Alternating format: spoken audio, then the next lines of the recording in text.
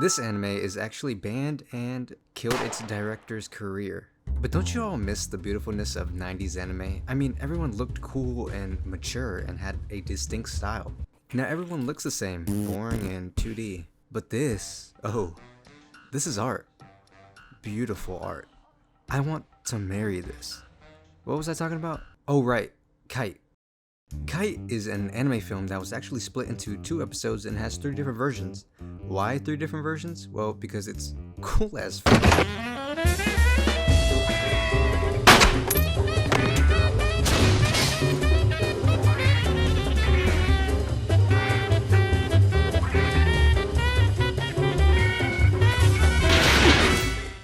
I mean, the movie was so sick, it had a live action that had Samuel L. Jackson in it.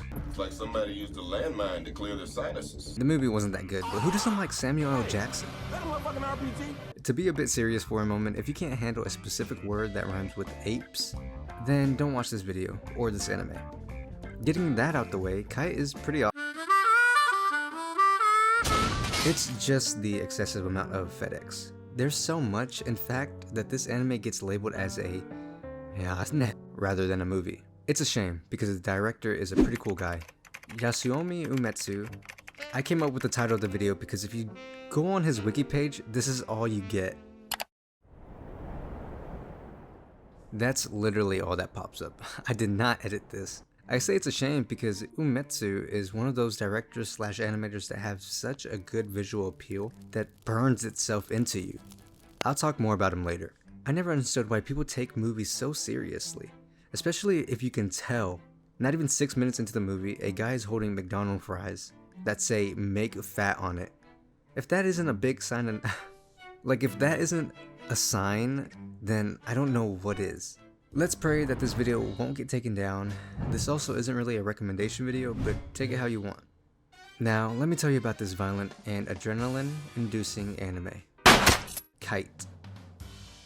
This anime is about Sawa, a teenage girl who's also an assassin.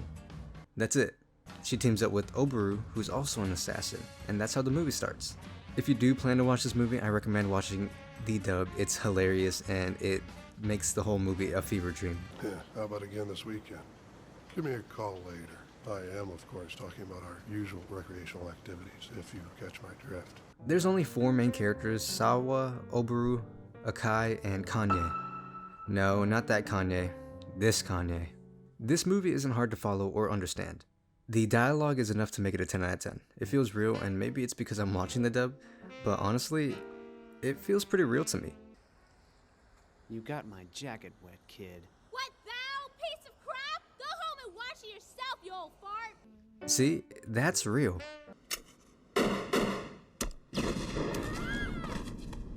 I hate kids. Halfway into the movie, spoiler alert, we find out that Akai is the person who murdered Sawa's parents. We find that out with a flashback that has no sound and a weird soundtrack playing that doesn't match it at all. And then we get this hilarious scene. They look really beautiful on you. And mysterious.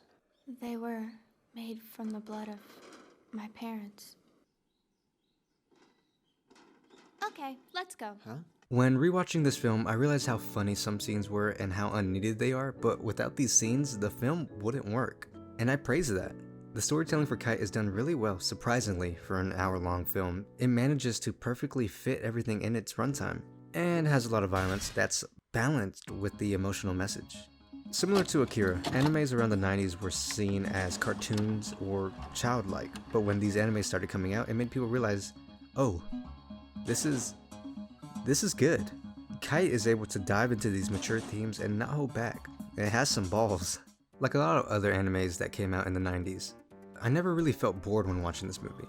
It was more like me shaking my head trying to understand what I'm watching. To put into simple words, it's a crime action drama film that has occasional FedEx scenes that kind of work with the plot. It fits its way into the category that a lot of other 90s animes did as well.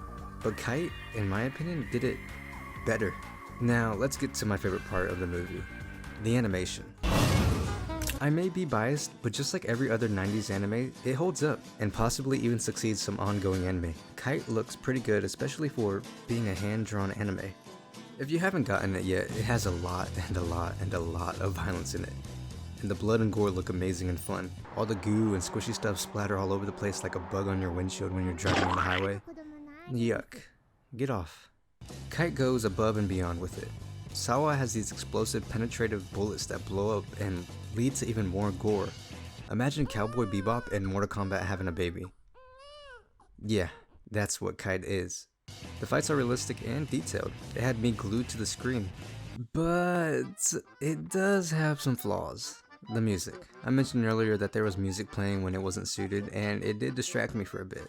The soundtrack for the film doesn't really match and doesn't really stand out, but kind of fits its tone, I guess. And the characters, they are all a bit bland.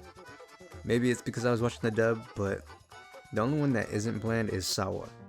She's the star, so it makes sense. The villains do their job. They are evil and disgusting, and you hate them. And that's all. As if my opinion on this anime wasn't obvious enough, I enjoyed it. Which is weird, but I think it has to do a lot more with me siding with the director. Every once in a while, a director comes out of nowhere and becomes divisive. Either an artist or terrible. There's no in between, and that's where Umetsu fits. He is an infamous director. What is he infamous for? Well, some pretty hardcore stuff. But when he wasn't doing that, he was animating for Akira and, surprisingly, Grave of the Fireflies. He even worked on Mobile Suit Zeta Gundam. He was pretty talented. He was even able to create full-fledged character designs from scratch. After all of this, he created a distinct art style / animation style, which portrayed the underworld and the crimes that they do. And this managed to fit his aesthetic, causing him to create Kite.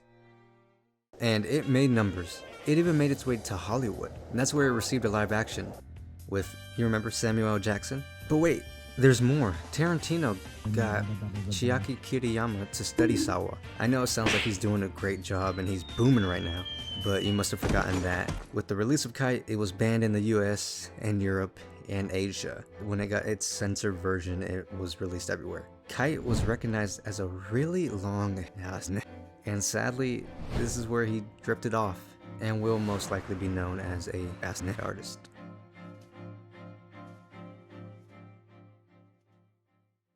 Oh shit. Thanks for watching. I plan to do more of these, and no, this was an excuse to have a break from editing manga videos. Let me know how you feel about this anime and check out my other videos. Also, let me know how you feel about me doing anime videos. It might be a big shocker to some people. Anyways, I'll see you guys later.